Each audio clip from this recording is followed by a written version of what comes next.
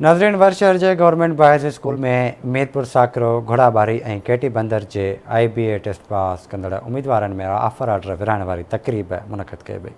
Report करे रहियो आहे नौमान ख्वाजा।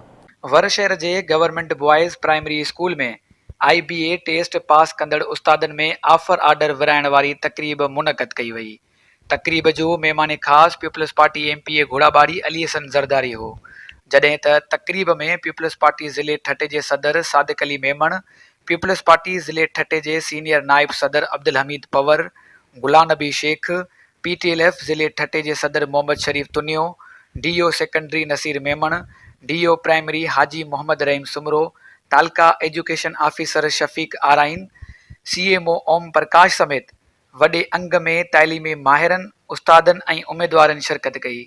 तक़रीब में 122 टेस्ट पास कंदड़ उम्मीदवारनि खे PST जा ऑफर ऑर्डर ॾिना विया, जिन में 39 फीमेल ऐं 83 मेल शामिल आहिनि। असांजे तालके घोड़ाबारी केटी बंदर ऐं साकरे जा तक़रीबन 132 कैंडिडेट्स जेके कामयाब थिया आहिनि उनखे ऑफर ऑर्डर्स मिलनि पिया ऐं इहा तमामु ख़ुशी जी ॻाल्हि आहे। असांजो इलाइक़ो पुठिते पियल आहे, इन जे अचण सां असांजा बंदि पियल स्कूल खुलंदा। असां अॼु 3 तलकनि जा ऑफर ऑर्डर वराए वञूं पिया, जिन 3 तलकनि में हार्ड एरिया बि शामिल आहिनि, तलका केटी बंदर, तलका साकरो ऐं तलका घोड़ाबारी। ऐं हुन में असां 3 तलकनि में मेरिट ते बि माण्हू पास थिया आहिनि। 50 खनि क्लोज़ स्कूल खुली वेंदा। ऐं सम्झां थो त इन में जेका बंदि पियल स्कूल आहिनि उन्हनि खे खोलण में बि आसानी थींदी। 49 असां वटि नियाणियूं अचनि पियूं, 83 मुंहिंजे ख़्याल में आहिनि तव्हांजा छोकिरा आहिनि, त हीउ हिकिड़ो सिग्निफिकेंट नंबर आहे। इन में जिते जिते शॉर्टेज हूंदी, जिते स्कूल बंदि पियल हूंदा, उनखे खोलण में मदद मिलंदी।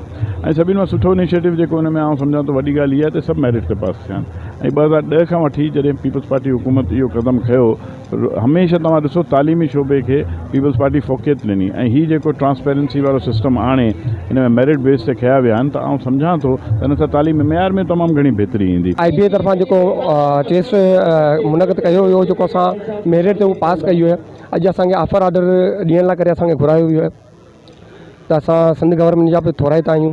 ऐं जेके बि स्कूल जेके पुठिते पयल आहिनि, असां नौजवान जो इहो विजन आहे त जेके पुठिते पयल स्कूल आहिनि असां उनखे ॿीहर खोले ऐं नौजवान में असां तइलीम जो शोर उजागर करणु चाहियूं था। तक़रीब खे ख़िताब कंदे अॻवाननि जो चवणु हो त सिंध हुकूमत ऐं तालीम खाते जी कोशिशुनि सां तालीम खाते में ख़ाली पयल उस्तादनि जी जाइ ते नए उस्तादनि जी भर्ती सां सवे ख़ानदाननि खे रोज़गार मिलंदो।